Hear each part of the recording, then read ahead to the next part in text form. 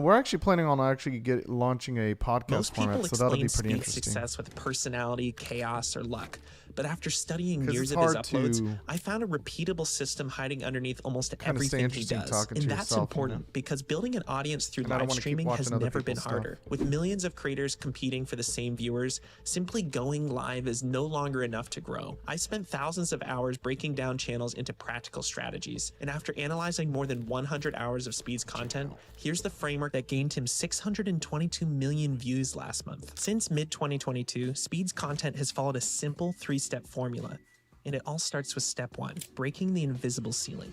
You see, every single piece of content published on YouTube has an invisible ceiling. There's a maximum amount of views a video can reach, and it's determined before it's ever even published. We can see this invisible ceiling and how Speed broke through it by comparing his content in the first month of 2022 to what he was making in the last month of 2022. The most obvious difference is the average view count, but when you look closer, the uploads actually follow 2 completely different strategies. In January of 2022, all of his videos were improvised desktop streams. Using a just chatting or gaming format, it's just Speed on his computer in his bedroom with no set content plans. The majority of these streams feature Speed interacting with his audience and playing popular video games like Fortnite and Five Nights at Freddy's, while occasionally going on Discord and Omegle. The content is positioned well, playing video games with high TAMs. That is the total addressable market, which you can think of as the maximum size of the potential audience that would be interested in a specific topic. So he has the potential to reach a lot of people. But in order to be successful making content with a high TAM, it needs to be something that aligns with you as a person and be something you can stand out in. The reason video game content isn't scalable for Speed is due to the fact that he's pretty average at video games. Having it as his main source of content as someone whose personality initially drove his increased views and subscribers limited him as a creator. So what exactly did he do to go from having 3 million subscribers at the start of 2022 to 15 million at the end of it? On YouTube, you can break viewership up into 3 sections: core, casual, and new viewers. These spontaneous desktop streams mainly appealed to his core viewers and some casual, and in January, that was the only content he was releasing. The reasons his content is alienating new viewers is due to the language he uses in the titles of his lives, which are lazy and really only understood by returning viewers. A large reason for this is because it's impossible to effectively title your live streams when you don't know what you're going to be doing in them. When we look at the December uploads, however, we see more of a balance. 8 of the 20 videos were IRL streams, and 6 of them were something we consider growth videos. These videos are focused on a subject, not just his personality, and they're meant to bring in new viewers. And what subject did he choose? Let's play football.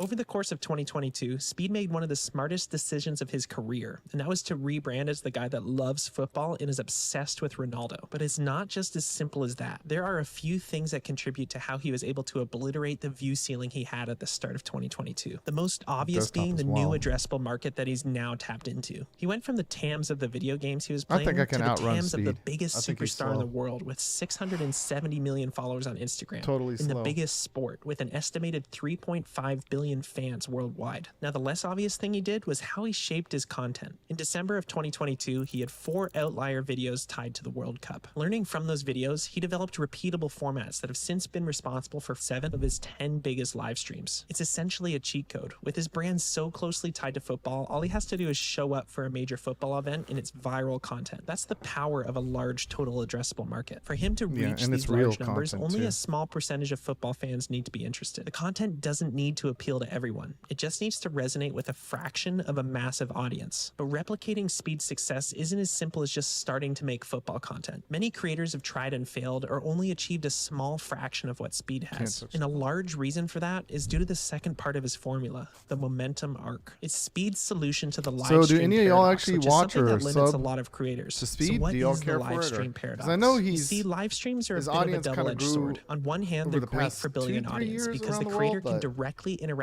with viewers and build connections like no other. I don't know like where can. his but on the other hand, target live is. streams have a massive Like who's problem. following, They're especially not if evergreen, you know, searchable assets that the algorithm can promote 24/7 like normal long-form videos. They heavily require an immediate spike in real-time metrics for YouTube to promote them to larger audiences on the browse page. This makes it a lot harder for streaming content to attract new viewers. Most streamers try to solve this in the same way. They make It's a easier, I massive think, on amount of videos short-form than it is content, streams. whether it's from Because clipping videos, the most people just entertaining watch moments over from their time when they live want streams to. or creating Live streams, you gotta dedicated get it short-form like in the videos. moment. They simply need to use other mediums to grow their audience. Speed, of course, does this, but there's something else he's figured out to solve the live stream paradox. Take a look. We're about to go see Ronaldo, bro. Okay, first of all, I came here to see Ronaldo. Where's Ronaldo at, bro? Where's Ronaldo at?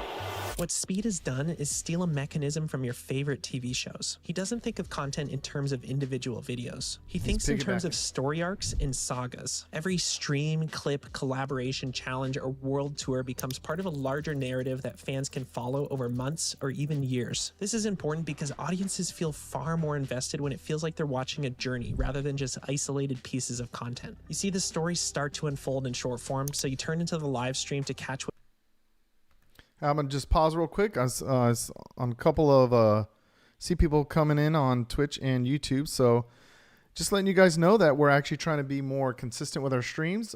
We are gonna try to figure out how to do more live formats, but we're at least getting the rhythm down, getting the tech figured out. So in the meantime, we're just doing a little bit of reaction content, and we're actually scripting stuff up for a podcast that we're wanting to do. I think it might actually be this Saturday. And we'll start to create a rhythm on that. So we'll see how it goes. So we're going to have our just live streams that are kind of day to day, just winging it, reaction content, that kind of stuff. And then we'll have our actual official podcast where we'll have original kind of sit down Q&As on the weekends. So